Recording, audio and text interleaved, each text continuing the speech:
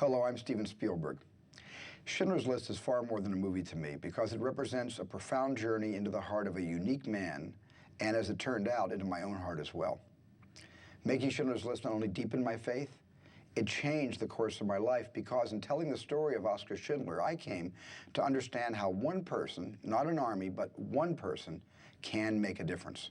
You're about to meet some remarkable people, men and women, who are doing just that. They are Holocaust survivors who have shared their stories with us as survivors of the Shoah Visual History Foundation. After meeting quite a few survivors during the making of Schindler's List, I became convinced that archiving their testimonies was the single most important thing we could do to work against the kind of hatred and ignorance that spawned the Holocaust. So in a moment, you'll hear some of their stories, and I believe you'll find the experience as powerful, perhaps more so, than any film. These accounts show us how ordinary men and women can transcend circumstance and become extraordinary. How victims can, with courage and fortitude, become victors.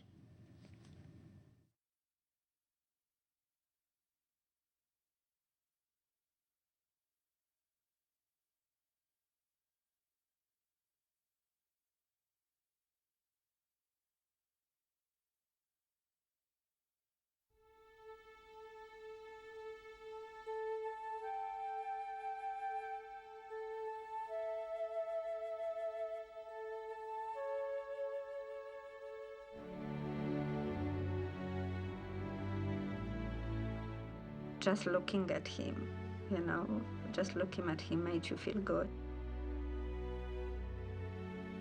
He loved women, wine, he could drink, he could party. He loved life.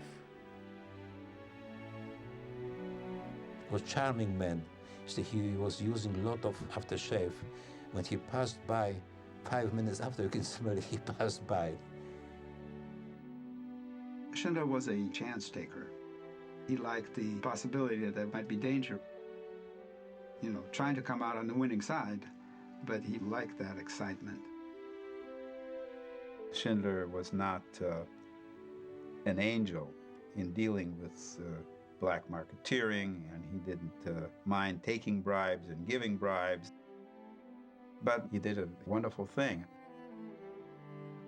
He was life, he was maybe future, he was God for us.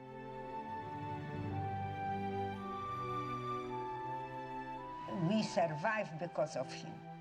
Whatever they said, whatever, we survived because of him.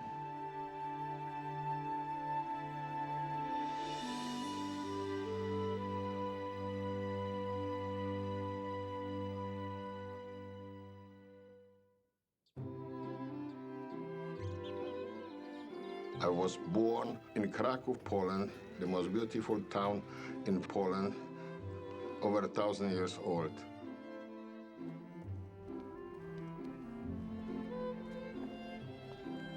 Between our homes and the river, there was a meadow. In the summertime, we mostly ran around barefoot, really free souls.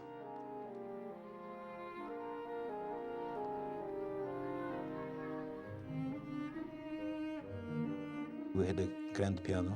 My 2 younger brothers, one slept on the piano, one under the piano, getting musical background.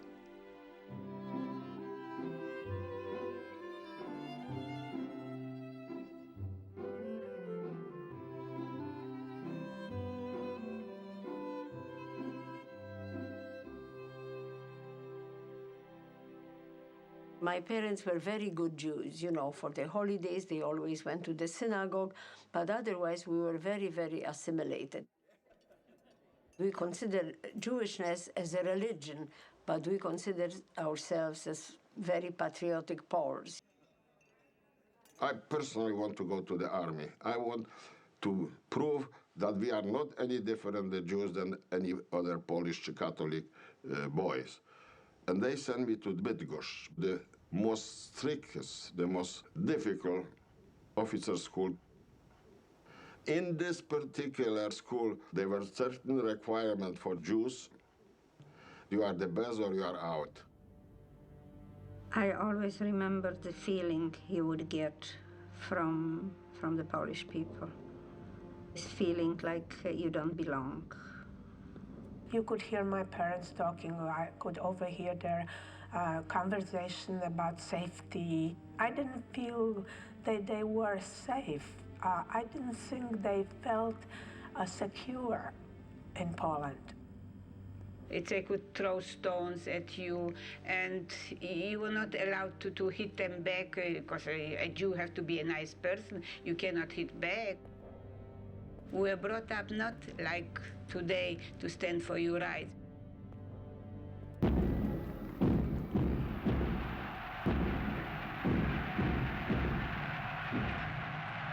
In 1937, I remember hearing talk about Hitler. Unser Führer, Adolf Hitler, sich! Sich! Something was ominous because everybody was concerned. You know, the older people were concerned and talked in hushed tones, you know, and listened to the foreign broadcasts on the Telefunken radio. The Kristallnacht was an orchestrated riot instigated by the Nazi government.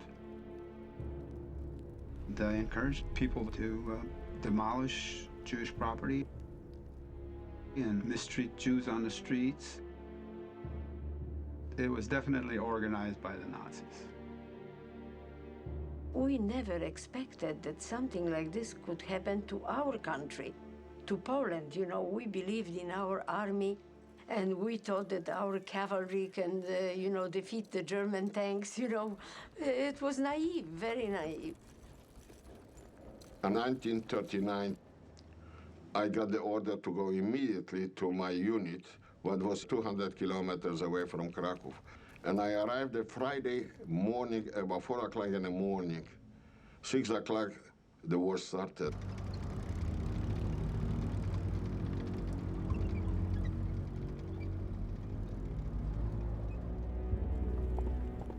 My company was almost wiped out. I took in 240 soldiers, I took out 45, that's all. The rest all got killed or wounded.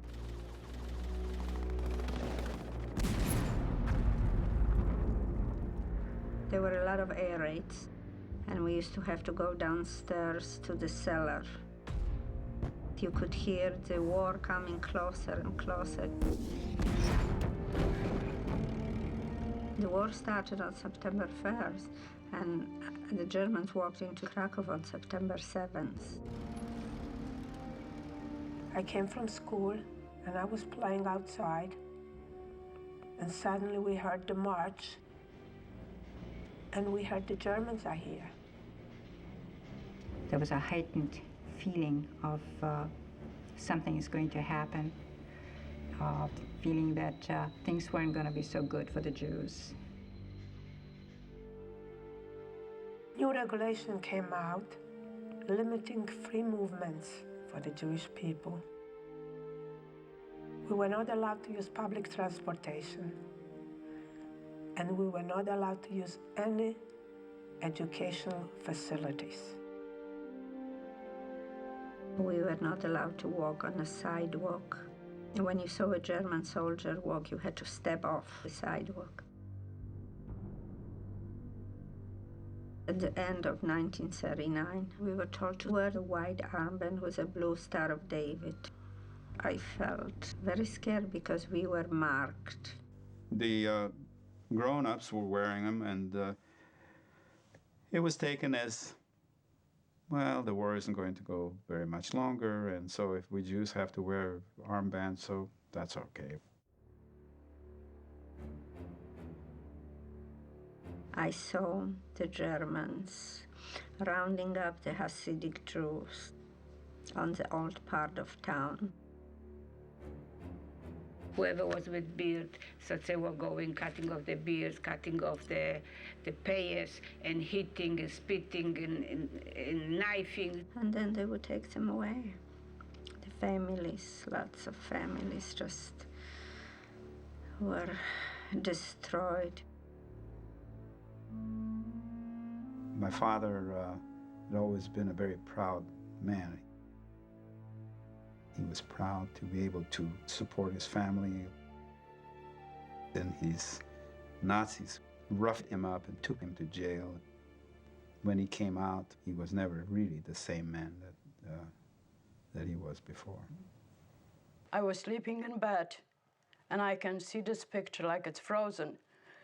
And my mother came, and she says, well, it's already 3 days, and we still didn't get any bread. And it was so cold already, and she put her hands into the down quilt that I was laying. And that's the picture that I can remember, and I'll remember the rest of my life. Some people fled right when the Germans came in towards the Russian border. My mother and I packed little suitcases, and we went as far as the end of the city, you know, and then my mother said, where are we going? Where will we go? You know, the two women alone, and we came back. And this was our biggest mistake. All the savings accounts in the bank were closed by the Germans. We couldn't touch our money, and the money wasn't worth that much either. So my mother was selling some of her jewelry in order to sustain us. My parents got rid of their nice furniture and silver and china and all of these things, sold them to the various non-Jewish neighbors. I think it hurt my mother terribly because she liked those things. She was proud of them. At that point, I lost my sense of security. It was totally replaced by the beginnings of fear. There was a van that was owned by a German cheese company, and we called the van Käsewagen. When the van showed up in the Jewish section of Krakow, few German soldiers ran out of it and were catching people on the street who were close to the van and putting them in the van, taking them for hard labor. Some came back, some didn't.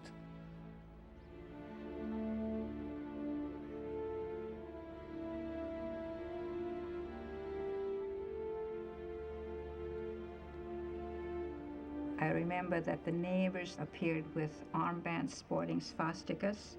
So it was really kind of an incredible feeling to realize that you've been trusting people and telling them your feelings and your attitudes, and they were sympathizers of the Nazis. The Poles were promised, if you know the Jews, let's presume us, we were living in a beautiful home, we have a business. If the Poles took over everything what we have, so it was better for him. So why not? Because they were poor to the Pole, and they knew when the Jews have something, why not take away from them and I have it? My father's business was affected immediately when the Germans came in, and they gave us a paper showing the order that the factory is being taken over by the Germans. They forced my father to teach the men who came over there, who had absolutely no knowledge of being manufacturer of any shoes, to teach him how to manufacture a shoe. There was a knock on the door, and there were 3 Germans, one in a green uniform, the Schutzpolizei or whatever, and 2 in black uniforms of the so-called Volksdeutschen. They came storming in our homes. Always 2, 3, armed.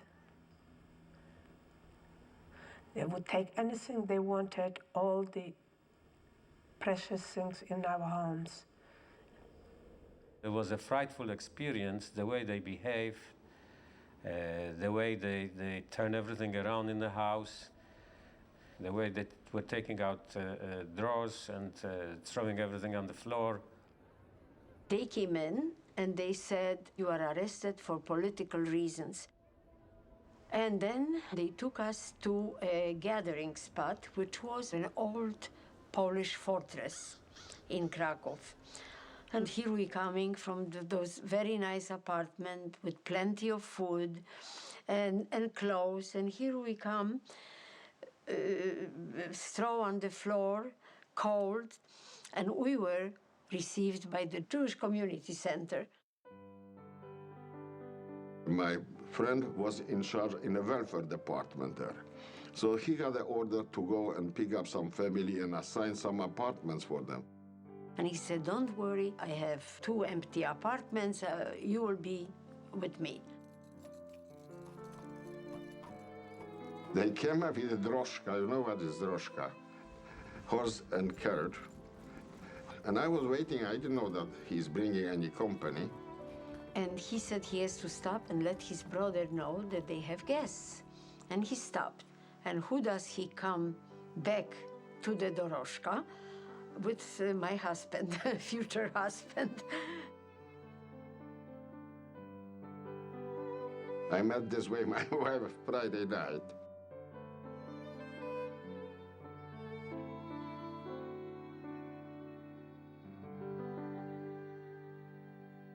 We still were hoping we'll go over like a bad storm, a bad dream. Nobody could believe it will go on forever and ever. How can all this be happening and nobody is doing anything about it? It just won't last. Somebody was knocking on the door, and I was alone with my mother, and my mother looked through the looker, you know, in the door. She saw a guy with a big swastika, and she was thinking it's Gestapo. And I said to her, let's come in. And I hid behind the door and listened to the conversation. My mother was very talented interior decorator. He came to my mother recommended by a Jew for my mother redecorate his apartment. And from his way how he was talking to my mother, I realized the man is some different type of guy. And I stepped forward. And he's taller, he was taller than I, but I consider I was pretty handsome, and he was extremely handsome man. I look at his eye, he looks in my eyes, and what happened? Some thread of sympathy, some understanding between the German Catholic and the Jewish Polish officer started. And this way they start the friendship between me and Oskar Schindler, what lasted till the day he died. Schindler came as a black marketeer to Poland, and his only aim was to make money. He didn't come to Poland to save Jews. He came to Poland to make his fortune, and he did.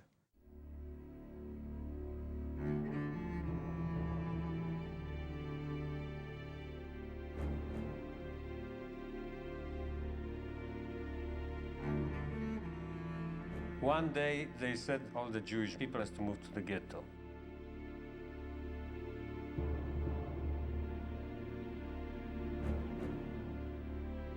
We just had to walk out from the house.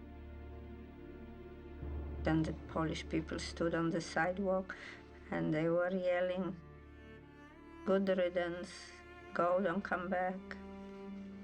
Such hate, it was such hate, such unbelievable hate.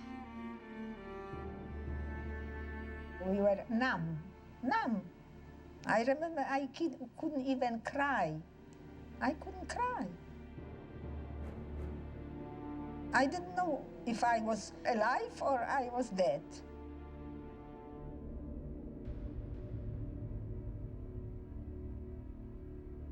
At first, we didn't have any walls around the ghetto, but then they started putting up a wall around the ghetto, and they even bricked in windows and doors, you know, of buildings facing towards the outside of the ghetto. When we moved to the ghetto, we were assigned one room with 2 windows. For each window, they assigned 3 people. So when the room had 2 windows, 6 people had to live in that room. My father, during that period of time, was working in Schindler's company. Schindler took over a factory that made enamel pots and pans. And his Jewish workers came to work from the ghetto. Schindler had actually increased his Jewish workforce, so my father asked Schindler if he could take my older brother. Schindler did just that, so my father and my brother used to march out to go to Schindler's company and come back. I was assigned to work in a factory which, in those days, repaired the German uniforms. And one day they said to us, "You're not going back to the ghetto today. We need you." They didn't say why. And they told us to stay. They gave us something to eat. They told us to sleep on the tables, on the benches. The next day we worked all day. And in the evening, as usual, they took us back to the ghetto. And the ghetto was half empty.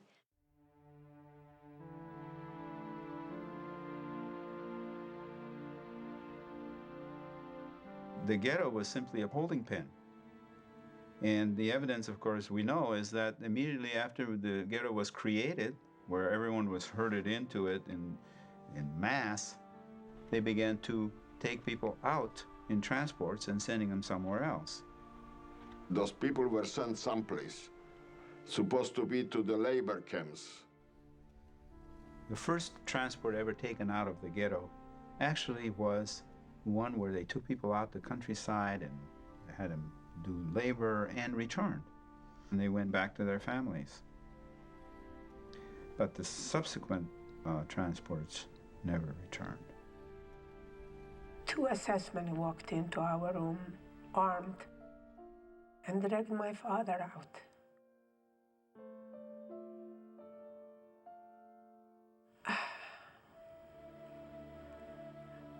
He turned around to us, tried to put us at ease, and he says, "Don't worry, children.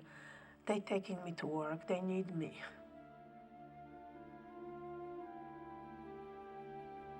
I was just looking, staring at him, and he just, with his sweet smile, turned and he said, don't you worry. I'll be okay. They need me." Those were his words, his last words.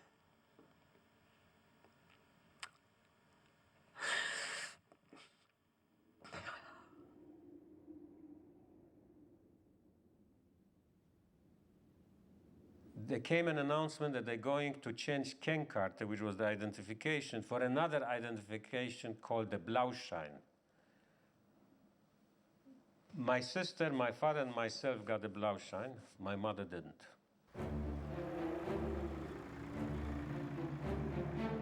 We heard marching 5 o'clock in the morning. Sure enough, the whole ghetto was surrounded. SS marched into the ghetto. My mother told me to hide. We lived in an old building. The back of it was connected with the street behind. And there was big bushes and big trees.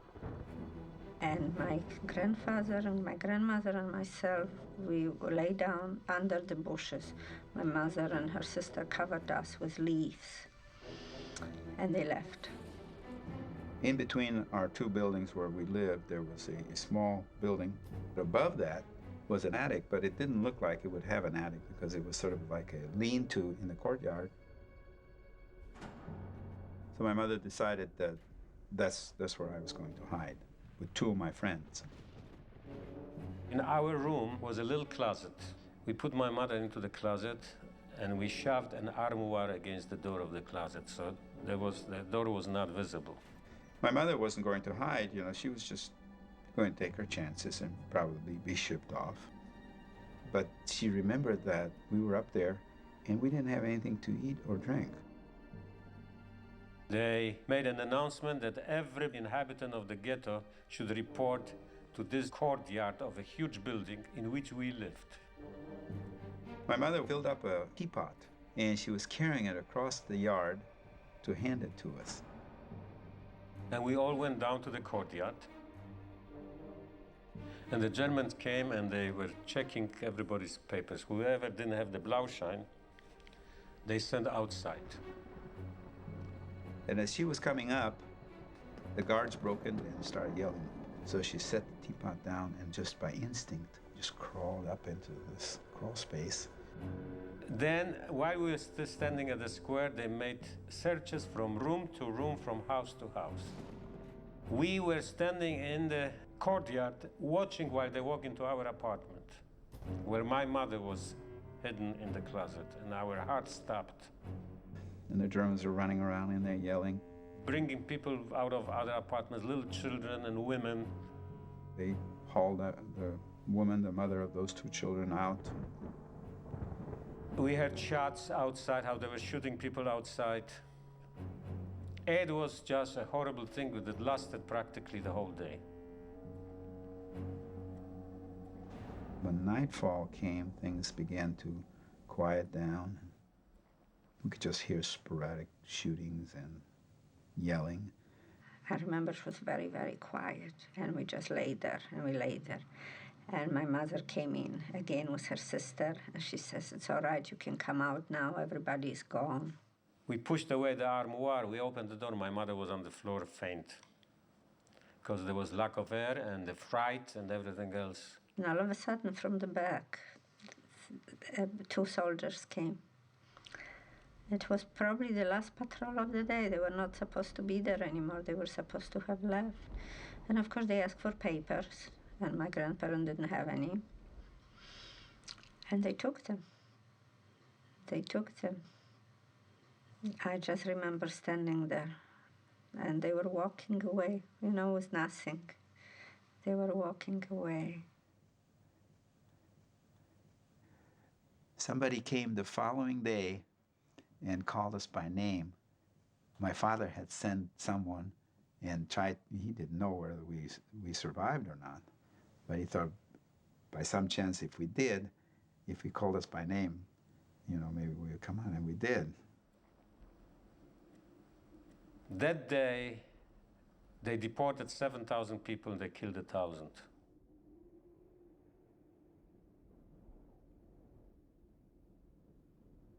There were starting to be rumors very soon, about early 1942.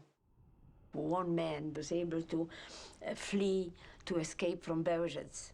He said that people are being exterminated there in the gas chambers. He started to talk to us about what he saw with his own eyes. Nobody believed him, particularly people who were in charge in the Jewish Council. They were thinking that he got crazy.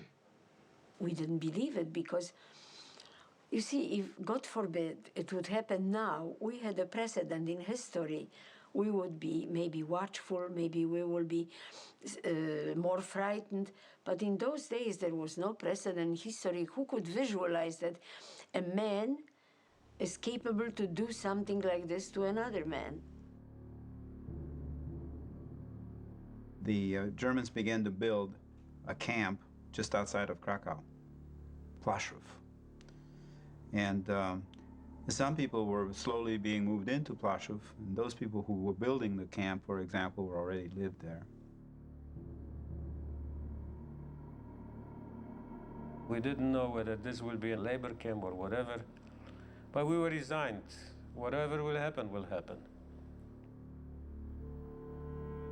The Germans came very early in the morning, about 4:30 in the morning, and they were running through the ghetto. The truck was driving through the ghetto with loudspeakers, that everybody had to pack up and leave the ghetto by 6 o'clock at night. But they would only allow those people to leave who had jobs. And everyone who remained was taken directly to the death camps. Germans always yelling and screaming, heraus, mach schnell, you know, get out, hurry up. They were dragging people and kicking and pushing. We started to hear shooting in the ghetto. People who couldn't walk fast enough, they kicked them, they shot them on the spot. They took some of the children and absolutely knocked their heads on the walls. They swung them by the legs and killed them that way. There were corpses lying in the streets, blood all over. We all saw it. I ran to the corner to meet my group. My mother was already either behind me or ahead of me. I don't know, because I actually walked without my mother. I was afraid. My husband had plans to escape through the sewers. So my husband left, and the German megaphones were announcing constantly, get out of the apartments, because if you get caught, you will be shot and we will be looking. when I found out that they were killing people in the sewers. I went for Mila. I came over, there's no Mila there anymore. I got scared, and I walked out. I took a little bundle with me, and I think I joined one of the very last groups from the ghetto going toward the camp. Then I decided to hide, but the dogs what were going with the Nazis through the street will smell me out, so I start to move the bundles what people left when they were sent to the Plaszów already. And when the SS officer came up close to me, I salute, report to him military way that I got the order from another officer to clean the road, and they start to laughing because it was a stupid order. But he was an officer. He hit me with the right patch and said, "Verschwind." This means get lost.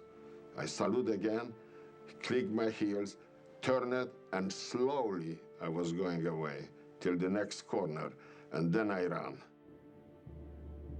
Those that remained in the ghetto were all murdered. Those friends that I had, I never saw them again. And so the ghetto was closed, and as I said, everyone found was liquidated and murdered.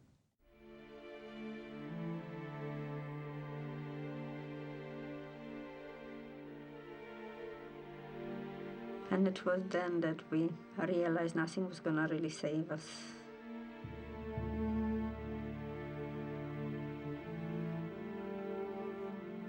When I first got to Plaszów, it looked like something that I've never seen before. It was gray, it had no color, and it was surrounded by barbed wire. It was depressing, very depressing. The barracks were huge and very crowded. The bunk beds, they were really not like bunk beds, they were like shelves. Now, when you couldn't sit on it, you had to lay down. And in the warm summer months, it was so terribly hot. It was like a shower of bed bugs. They used to go in our noses and in our ears.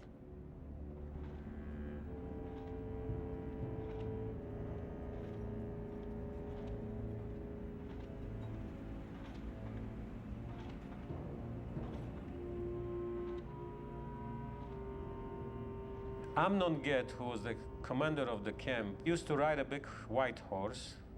And he was riding the horse all through camp, and if somebody looked at him and didn't like his looks, he just took out his pistol and shot. If you walk too slow, you get shot. If you stop for a second carrying bricks, woman, stop for a second to catch breath. If he notices from balcony, he shoot you.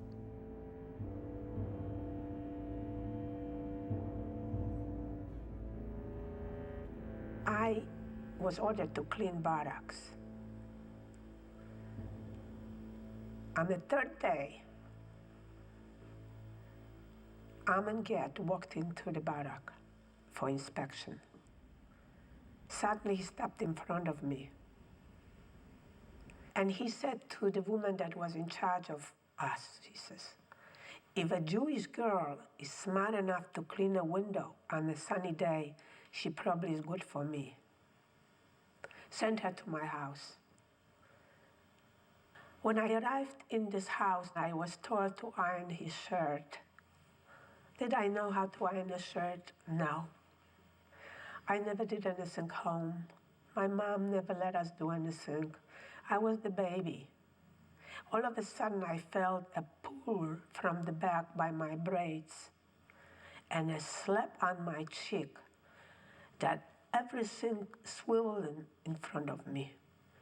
He said, in Austria, a girl your age knows how to iron a shirt properly, but you're too stupid, you are a Jew.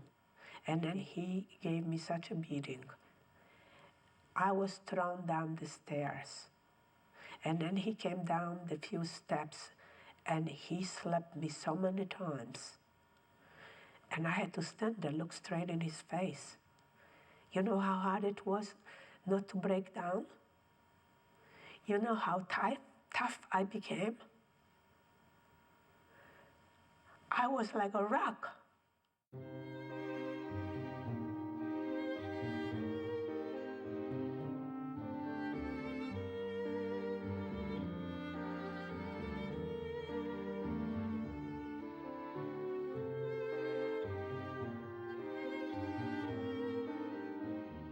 He had a couple of different hats hanging right near the entrance of the villa. And you know, it's amazing that I knew what hat he would put on that he would be killing people.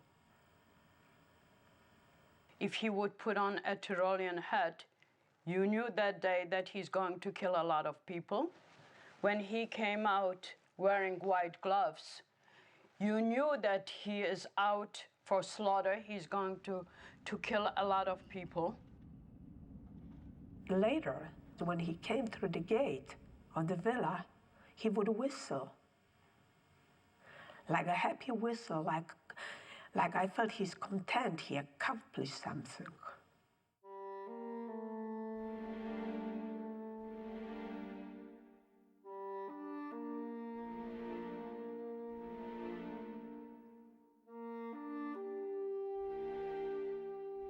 There was a little hill in Płaszów where they were usually executing people. They took out a whole group of people in front of the ravine. They asked us to get undressed. And they made the people strip. They put them against the hill and they were going around with machine guns.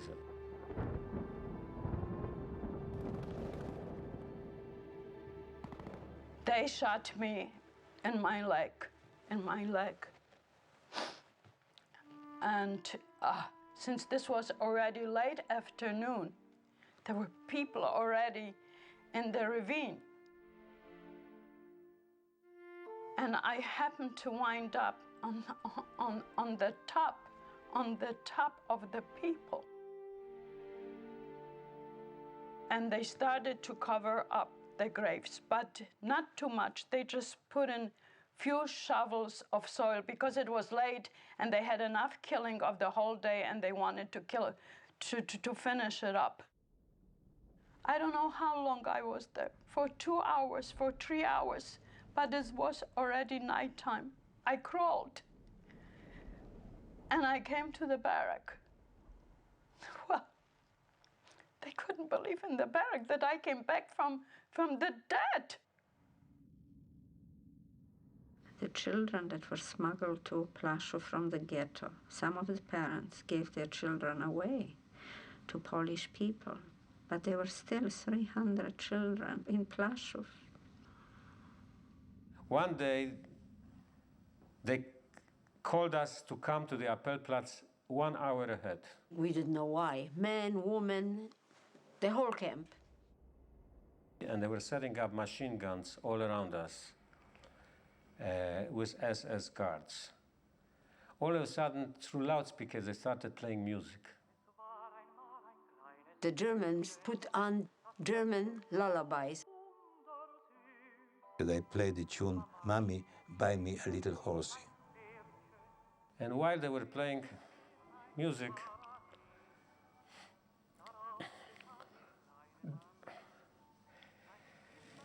trucks started coming in on the road facing the Appellplatz. They collected all the little children in the whole camp and they put them on trucks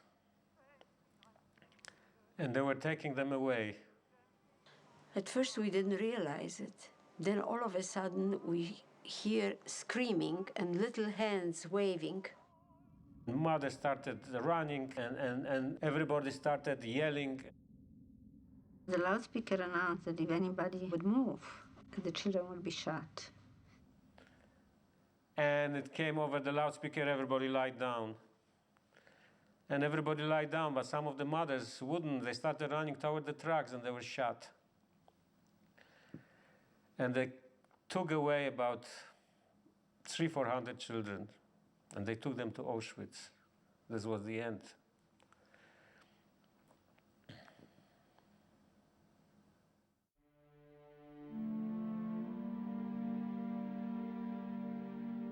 You know, we talk about people not resisting and not running away and all this, but there was resistance.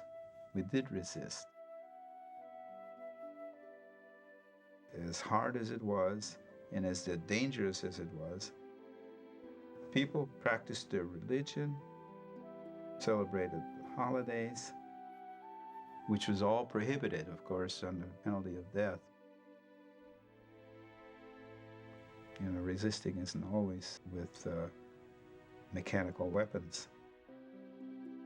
Whether it's singing songs or writing poems or telling jokes, they couldn't suppress that part of the spirit. We would pretend that the women are lighting candles and making the blessing over the candles. And people had some special songs. Some of them were humorous, but the humor was gallows humor. Treblinka dag, dat is fejeden in de nacht. Komt hij in, me geht niet slecht, dat is Treblinka. Puski nasze białe, stala powiewały. My Polish is no longer that very, very good, but I do remember this song because the heads were covered up with white coverings.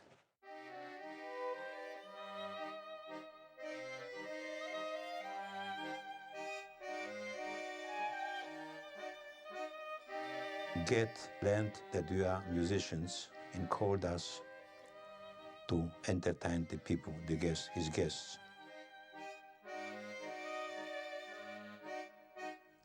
One drunk officer asked us to play Hungarian tune, which was banned before the war in Hungary and Poland.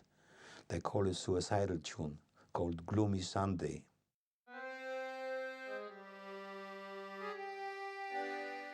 It was a beautiful tune about a young boy in love with a girl. She left him, he committed suicide.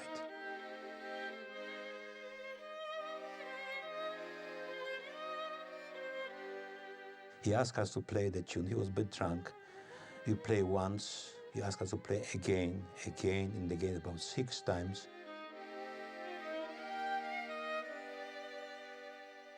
And then he went on the balcony.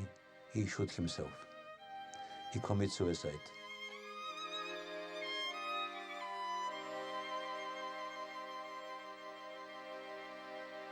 Oskar Schindler started to come as his guest. And right from the beginning, I noticed he was rather different. He was always very happy. He drank a lot, but he was never drunk. He never was drunk, but he was always happy. His hands were always up when he talked. He was always center of everybody in the room. He came a couple of times with his wife. She was a very, very subdued, dignified lady. But also I saw him quite a few times with other young women. And he would stay over. On the 3rd floor, there was a guest room. And he would play cards with Gert. They were really very friendly.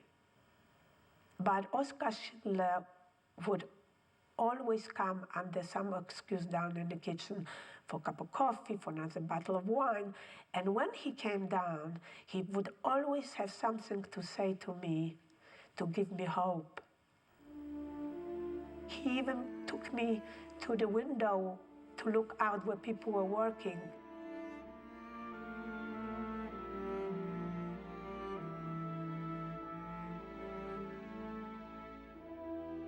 He said, you remember the Jews in Egypt were slaves, and then they were freed? He said, this is what's going to happen to you. One day you're going to be all free from this hell. You will see. But it felt good, to be honest with you, it felt good hearing those words, but I wasn't quite sure what was going on because he was there with them, and I felt he was a Nazi like the rest of them.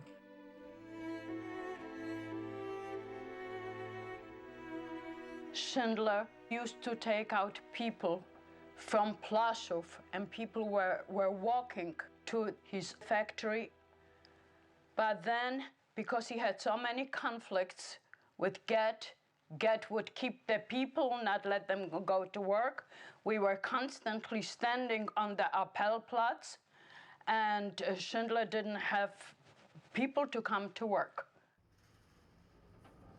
So he told them that he wants to build barracks right on the premises of the factory. And that's what he did. They gave him permission to do that. The excuse was that the workers would be more efficient and they'd be right there and they wouldn't have to be walking back and forth. But Schindler had an ulterior motive to do that. Even then, Schindler was trying to protect his workers from the Nazis. There were no hanging, no beating, and we worked to maybe 12 hours, but we couldn't die from it. Oskar Schindler made his workers feel that he cared about us, and he wanted to help us, and he wanted to feed us. We had meat, we had soup, we had bread. We were very well fed. It was a complete different ball game. And we worked on this factory floor, and he would come down and slowly walk through and actually stop at different places and talk to people. And one time he stopped at my father's workstation, put his arm around him on his shoulder and said, "Don't worry, everything is going to be okay."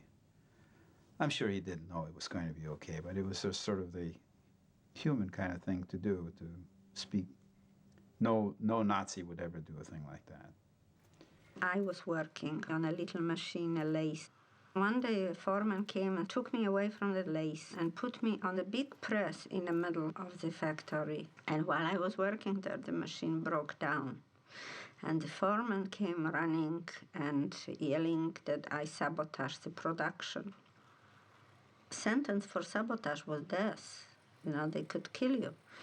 And somebody went to get Oskar Schindler. And I remember how he came down and he said, "Was ist los? Was ist los? What's happening?" And they say to him that I did something to the machine. I broke the machine. And he walks around, he looks at me, he looks at the foreman, and his face. And he says, "This little girl broke this machine? This is you moron. She couldn't possibly break the machine." And he patted me on my head and he said, "Where were you working before?" And I pointed this machine to him and he said to the foreman, "That's where she works, that's where she's gonna stay."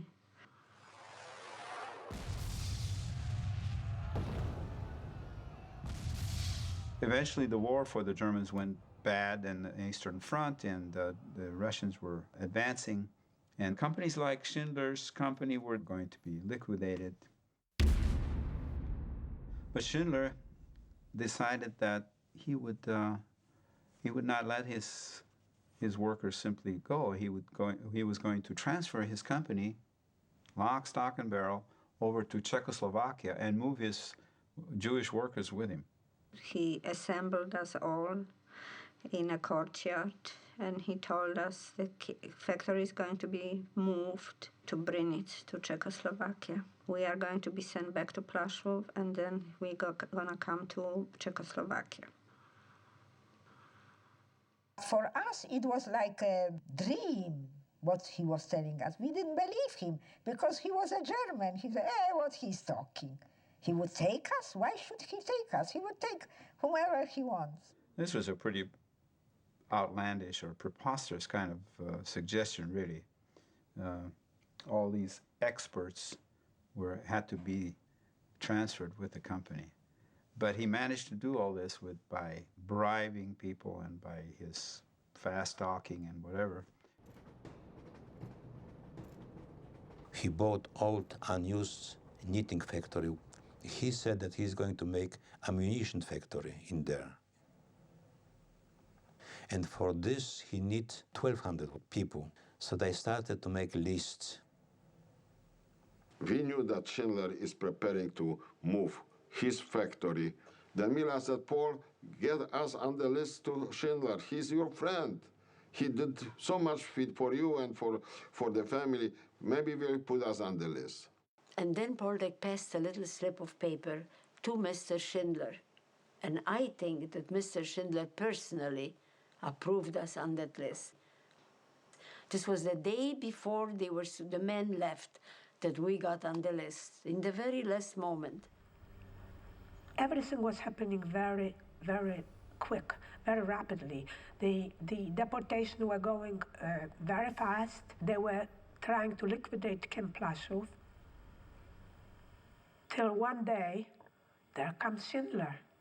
And he said to me, I built a factory in Czechoslovakia, and you coming with me. I was like stunned, but all of a sudden, everything he told me before started to be put together, because he always used to tell me, you will survive, I will help you. And here he is. And he said to me, you have family? Oh, if I would have my family, he would take probably everybody. I said, I do have only 2 sisters. He said, give me the names. When the time came to leave, they put us into boxcars, women separately and men separately. And we didn't know where we're going, or what's going to be. All we knew that we were on Schindler's list, and we thought that this is the best thing that could happen to us. But we still didn't trust that Schindler would persevere.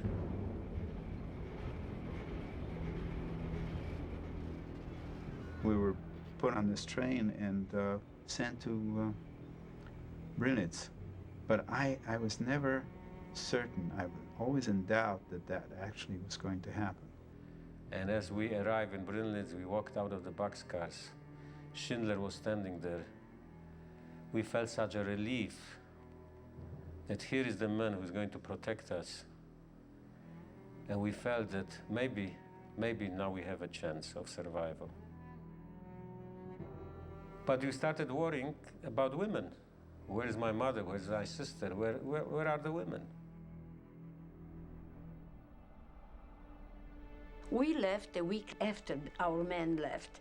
And we got on the trains, and so happy we are going, you know, we're going to join our men, and we're going to be with Mr. Schindler. We were very happy. Instead, in the middle of the night, we arrived in Auschwitz. The whole place was lighted up, the dogs all over. Her house, and they were calling us names. You whores, you subhumans. Get out, get out. It was so scary right away. You didn't have even time to realize what's going on. All we saw is the chimneys, and everybody was like looking up, but nobody said anything. We looked at the chimney, there was smoke coming out, and the sky looked red. There was such stench in Auschwitz. You could smell the burning flesh. And it was like everything was covered with the smoke, with the ashes. We were covered, the barracks were covered, the roads were covered, everything was covered.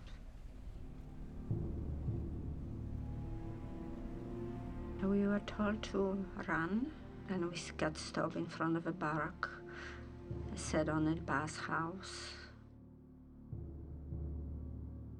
We stood in line, we were told to strip.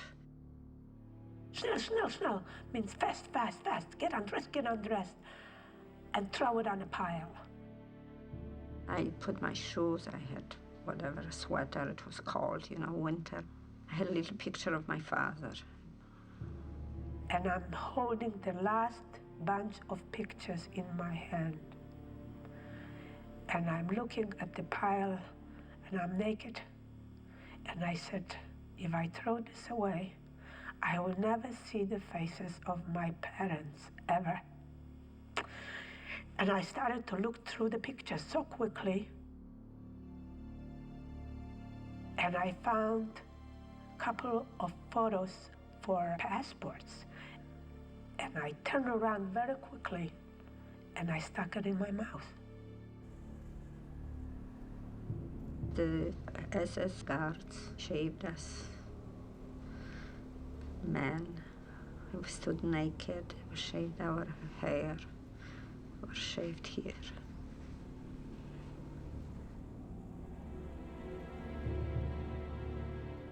Then they shoved us into the shower room. We didn't know what to expect, whether we were going to have the gas or whether we were going to have actual water. And I remember we were waiting and the water didn't come out. This means that the gas will come out. So we were waiting, said one look at the other. We couldn't do anything. Then in one moment it started, the water was coming out. I said, oh boy, so it's good. My older sister, she looked at me, she says, are you all right? Are you all right? While the water was coming down. I said, She says, what's the matter with you? Are you okay?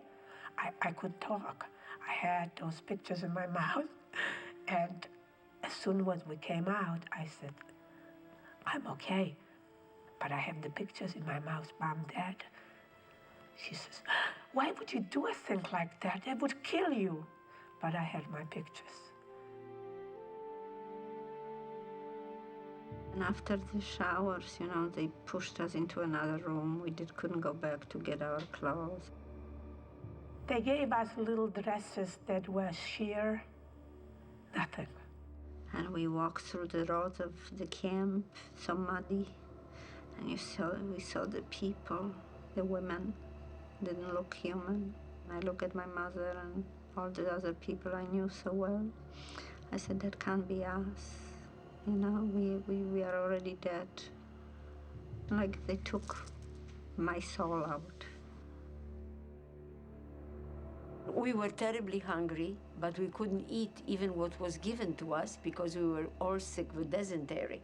Every day we were getting sicker and sicker. And we also were called out in the middle of the night to be counted. Outside in the freezing cold. I was trembling and my teeth were jittering, it was so cold. And I looked up in the gray sky.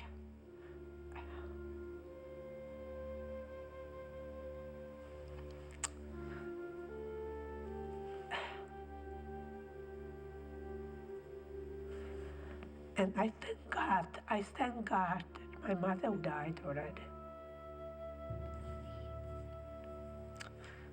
It was so cold. We were in Auschwitz 3 weeks. We couldn't figure out how we got there. We were supposed to go to Brindlitz to work. I was thinking that this is our end. I did not expect us to ever be rescued by Mr. Schindler or being able to get away from this hell. We were so totally dehumanized. I always kept saying Schindler would do something. I felt that he's going to save us. Oskar Schindler sent a beautiful German woman with lots of gifts and lots of money to the SS officer in charge to talk with him. Some things happened between him and her, and the gifts and the sausages and liquor and vodka what Schindler sent it to him. And a few days later, the women were coming. We were the happiest day, I think so, because we knew that we're going to Schindler. You see, we knew, all right, they called us, the list, the name. It never happened in history of Auschwitz that they would call prisoners by their name. They usually had numbers. And so they sent us back on a train to Brindlitz. The gate opened of the factory, 6 o'clock, and there was foggy day. And like a shadow, in the fog, the women were coming. We probably looked like a group of ghosts. And we came into the courtyard, and Mr. Schindler greeted us like long-lost relatives. He said, "Welcome. Don't worry about anything. Now you are with me, and you're going to be okay. Don't be afraid. Soup and bread are inside. Go and help yourself." Brnitz was a small village, and we were outside of the town in a camp. The camp was not a camp, really, it was a factory. Downstairs was the factory. Upstairs, we slept. We did not have bunks, so we slept on the straw. With Mr. Schindler, we didn't mind anything. Everything was terrific. We felt, everybody of us, that as long as Schindler is with us, will nothing happen to us. We knew Schindler is there, and I especially knew what he told me. I felt safe. We started to work. The work was really it was a big sabotage because we really didn't do a thing. Nothing ever was manufactured in the factory, but for appearances, we were working. I was put into a tool-making department. What did I know about tool-making? Nothing. Left hand didn't know what right hand is doing. Not one bullet came out of the factory. And then another time, Get came to visit. We were lined up to greet him, and Schindler walked through with Get. And of course, in Plaszow, you didn't dare lift your eyelids to look at Get. I mean, your head was always down. Well, we felt so protected by Schindler that we looked at him. For the first time, we really looked in a guy's face. And it was a good feeling, you know, to be able to look the monster in his face. There was one man in our group who was a tremendously optimistic person. Besides that, he worked in Schindler's office, and from time to time he heard news on the radio. So he used to come every evening and tell us all kinds of stories about victories of the Allies, how the Germans are on the run, and how the Russians are getting close. And like 100 people used to surround him and listen to his stories.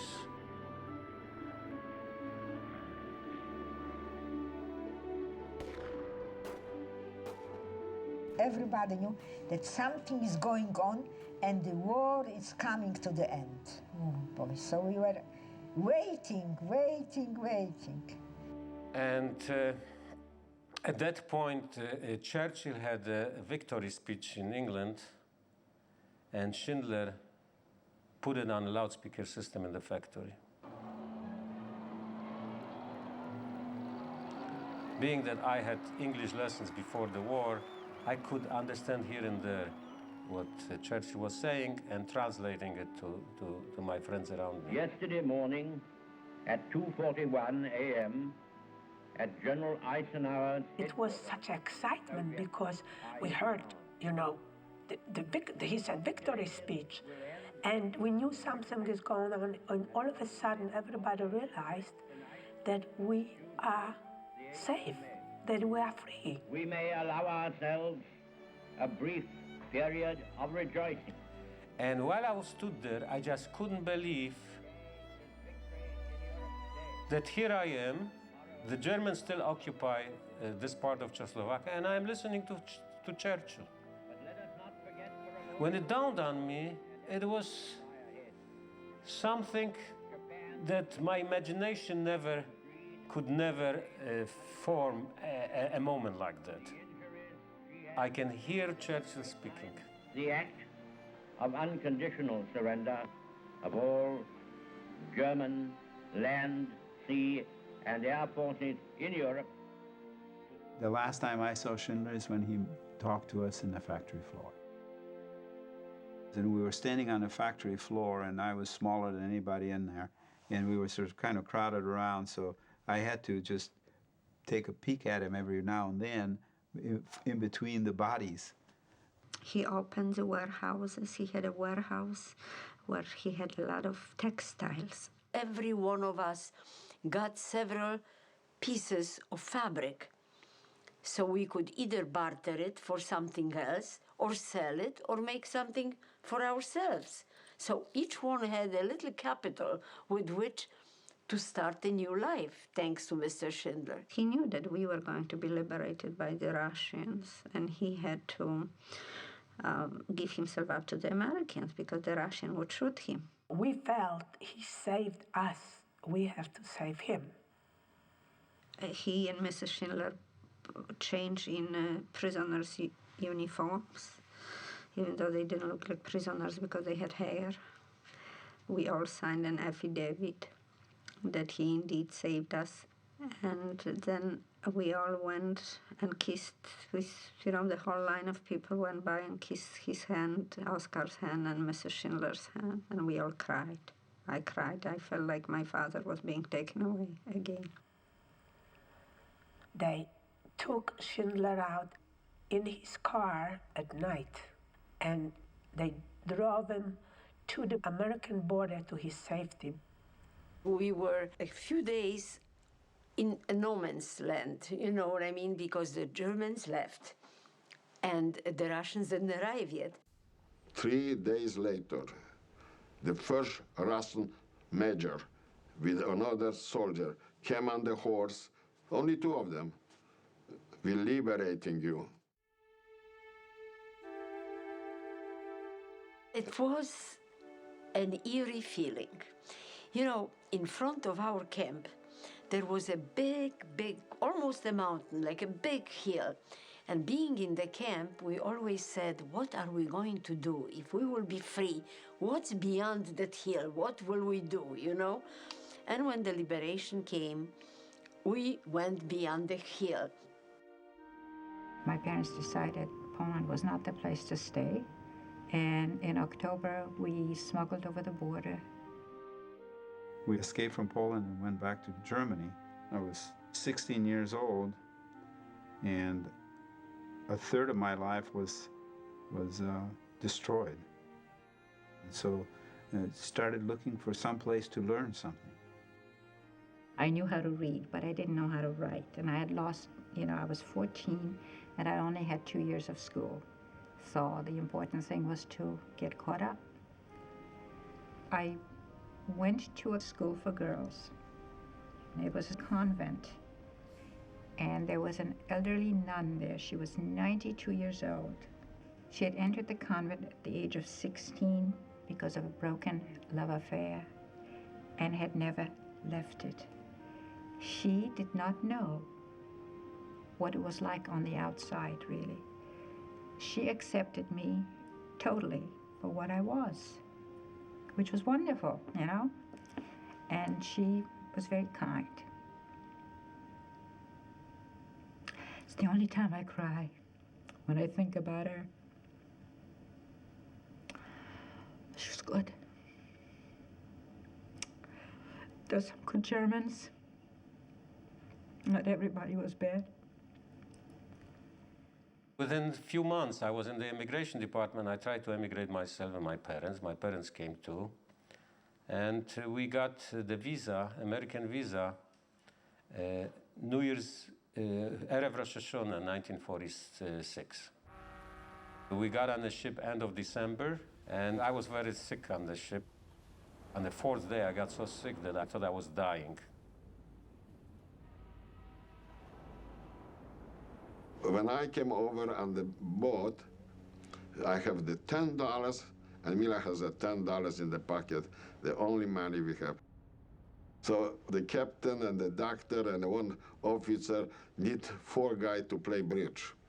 So they found me, I played bridge with them for the 5 nights while we were there, and I landed with $105 in America. That was my fortune. New York was very exciting at the time. Broadway and neon lights everywhere. It was just beautiful. And my uncle drove us then from New York to Iowa.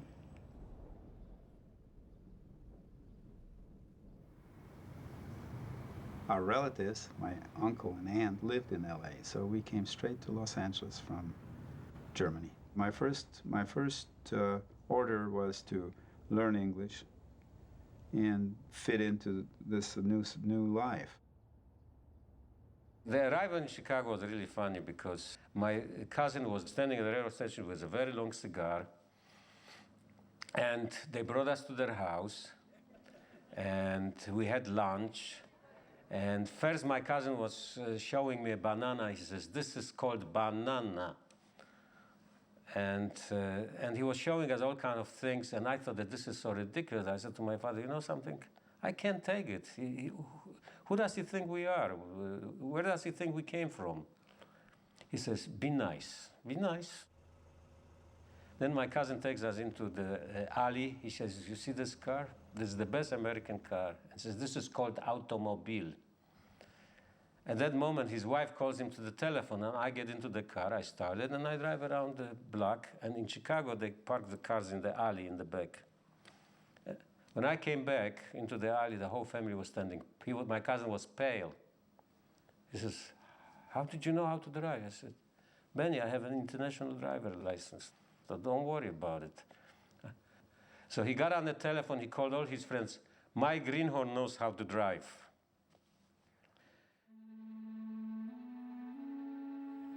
Schindler had really not succeeded anymore afterwards. He tried everything. He opened a cement factory in Germany.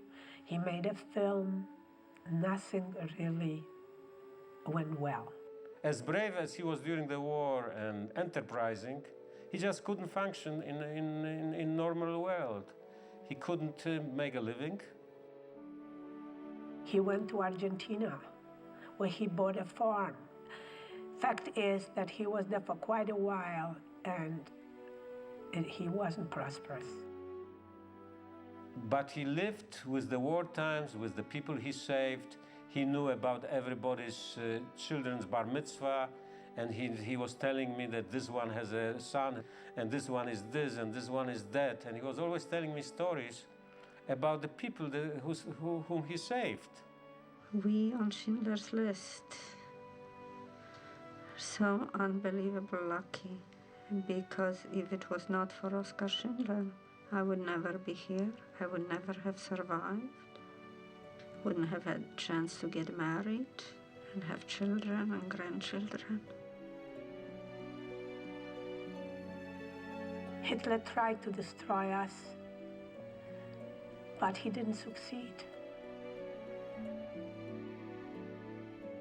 One greatest day was when I was liberated. My second greatest day was when my child was born.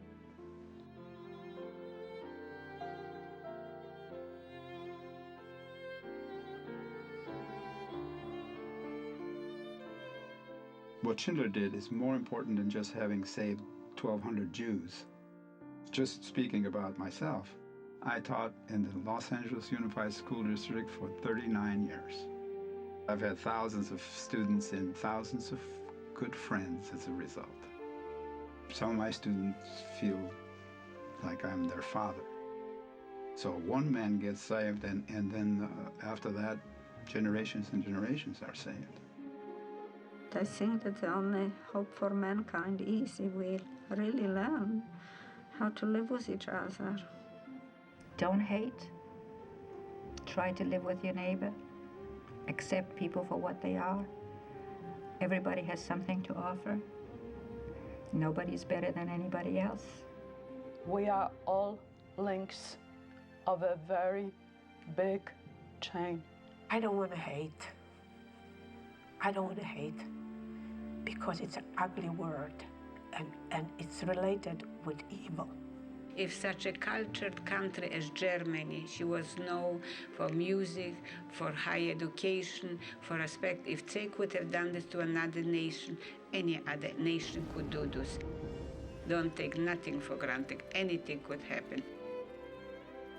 I live thanks to a humanity of a man who was a German Catholic, bon vivant, who gambled with his life and his money and his wife's life, and proved the point that humanity still exists. I'm sure it never occurred to him that he was going to end up doing what he did. It just happened that the circumstances were such that he was faced with this choice and being the kind of person he was. He couldn't face letting us be murdered. Oskar Schindler is proof that one person can make a difference.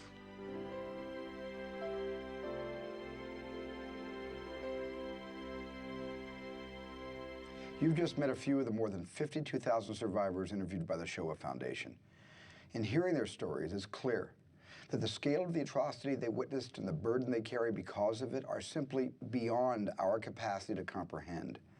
But by sharing their experiences, they help to inform us all about how hatred is born, how it grows, and what it can destroy. We are so grateful to these men and women, gratified that they have entrusted their stories to future generations. That they survived is a miracle. Through the Shoah Foundation, they've had the chance to survive a second time, in a sense to survive forever.